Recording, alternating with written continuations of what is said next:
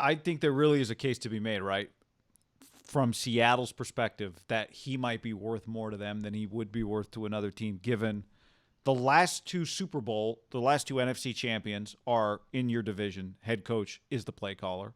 And then Kyler Murray's the quarterback of the other team who's running around like a crazy person who everyone's going to have to figure out how to stop for the next 10 to 12 to 15 years. The Niners didn't really have an answer for him. And specifically the 49ers, the team that just won the thing, they've got Kittle, they got Debo, but they love to run the rock. Like you said, the Rams love to run the rock. Hell, in theory, was Arizona top 10 in rushing last year or somewhere near it? But doesn't the quarterback factor in there a lot? But that's the point. Is like it's okay. Maybe it's okay that he's not Earl Thomas, that he's a little more Cam Chancellor. Although I think it was Bill Barnwell wrote he's a better cover guy than Cam. Actually, let me read you something Barnwell wrote. Adams is better in coverage than any linebacker and better against the run than any safety. He has the ability to frame up to compete with guys like Kittle, but also the ability to chase down Murray or to chase Murray. And there aren't many players in the league that can do that. Just when you say that, you'd say, does Seattle get better with him specifically in this division? You'd say, yeah. Well, I'd push back there. Maybe I have to think about it and text buddies in the league. I feel like maybe Kuechly's out of the league.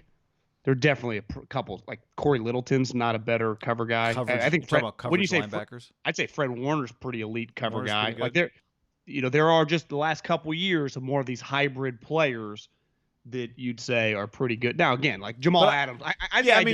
Jamal's good. You could, and maybe you could argue somebody else is one or two. But Barnwell's ultimate unique chess piece. Yeah, his ultimate point was there is something on offense that the offense is ahead of the defense in terms of positionless players, and he even points out the way like Kyle uses Debo, and then he mentions Isaiah Simmons. But he's like, maybe this is a guy in terms of positionless defensive players that. Like on one play could be covered in the slot. The next play could be blitzing. The next play covering your tight end. That's the other thing. This team didn't create any quarterback. I think no one had more than 4 sacks on the Seahawks last year. Yeah, so you're not going to rush. And Cloudy, I get a bunch of texts from like Seattle fans that were like, "Does this mean we can still re-sign Clowney?" I'm like, "Fuck, I don't know what Clowney's doing." But yeah, if I tell you if somehow they do land Clowney now, I'd go, yeah, that team, because Clowney. Listen, he can, against good teams, he will impact the game. Adding this guy on top of Clowney, I think it's fair to say they would be right there with the Niners, because the 2 Niner games are going to be coin flip games. You would call them a legit Super Bowl contender, right? If Clowney were to return while adding this guy. And here's the other thing, Guy.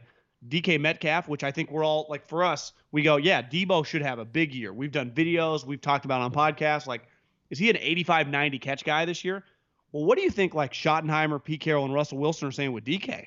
They go, why can't DK be an 80 to 90 catch guy, maybe 9, 10 touchdowns? Like, why wouldn't the sky be the limit for him and the connection that he already has with Russell? Yeah.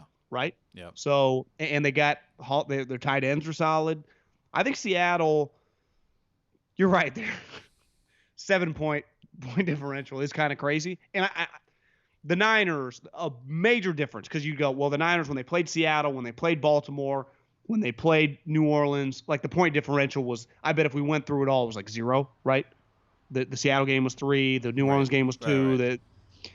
The Niners just killed shitty teams. Seattle's like, oh, walk-off field goal. I don't think Hauschka's on the team. Like, against the Jaguars, walk-off field goal against the Lions. Like, they do a lot of that shit. Right. And I do feel like the last couple of years, that's just kind of their style. Like, yeah, we just don't take the Lions that seriously when we play them on 10 a.m. in Detroit. Now, is that, you could say, well, are they true Super Bowl contender if that's the case? Well, I just know they're in the playoffs as long as Russell's there. What you're just saying is they can play with anybody. So if you can play with anybody, as long as you don't get tripped up by some nobodies, then you've got a shot. Don't you think a big part also of Pete's deal is just every once in a while you got to add a little juice to your deal? Because I think he's even, I don't know if he's talked about this, but people have talked about this with Pete, just that style and stuff. It's like it can wear out super high. Like, you don't need to be like that with Richard, like after a while, or Cam Chancellor or Michael Bennett. Like, those guys are fine. Now, Bobby Wagner and Russell have heard the same thing over and over. But I do think adding a guy like this some juice, that if he's actually the guy the first couple of years, and if he doesn't hate your coach, he's a good guy, he's a team leader, that adds some juice. Is there some intangible there why just getting this guy, just a crazy SOB who's a badass in your operation? Well, I think you could. Because the Niners did it with two Richard, and it things. kind of changed them. Two things, right? One, you could argue they kind of like a player that has just some shit to him, right? Yeah. And they've proven they can, by and large, for some period, it ended bad with Earl and ended kind of bad with Richard, whatever, and they overpaid Cam. But in the NFL, it ends bad sometimes. It's true. I don't know if it ended bad with Richard, but but the other part of this is, if you're Jamal Adams, what coaches who would be on your shirt? Now, he made a list of 7 guys he'd want to play for, but if it was like, all right, you want to play for the Seahawks or the Cowboys, based on what's best for you as a player, what do? You choose Seattle. Like, hell yeah. Pete Carroll? Are you kidding? Well, Pete and Russell Wilson. Like, wouldn't you just, if you're a player, I don't care who you, even if you're a defensive guy, wouldn't you want to play with the best possible quarterback? Like, would be like, who do you want to play with? Wouldn't most guys be like, Mahomes? Like, I heard this argument. It was like Ocho Cinco did this YouTube with like 5 other former players, like Fred Taylor, Brandon Marshall, and a couple guys. And they were just talking like Lamar Jackson, how much they love Lamar Jackson. And they're like, who would you rather play? And Reggie Wayne was there with Lamar Jackson or Mahomes. And Marshall, and they had just been blowing Lamar Jackson. Yeah. And Reggie and Brandon Marshall are like, are you serious? This isn't a question. I'd rather play with fucking Patrick Mahomes. And they're like, I love Lamar Jackson. I like getting the ball thrown to me. I want the rock. Right. And this guy throws the rock.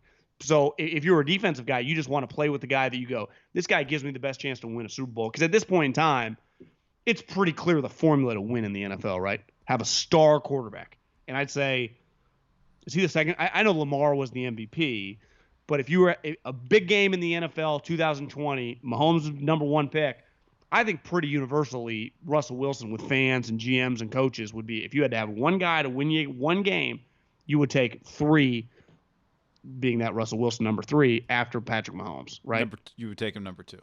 Yeah, he's number 3 on his jersey. I'd take him number 2 behind Patrick Mahomes. And if you told me like we did that and I had like the 2nd pick in the draft, I wouldn't feel like I'd go, you got Mahomes, I got a good shot, right? I'd feel pretty good about my chances. Right. I mean, you're talking about like one of the greatest.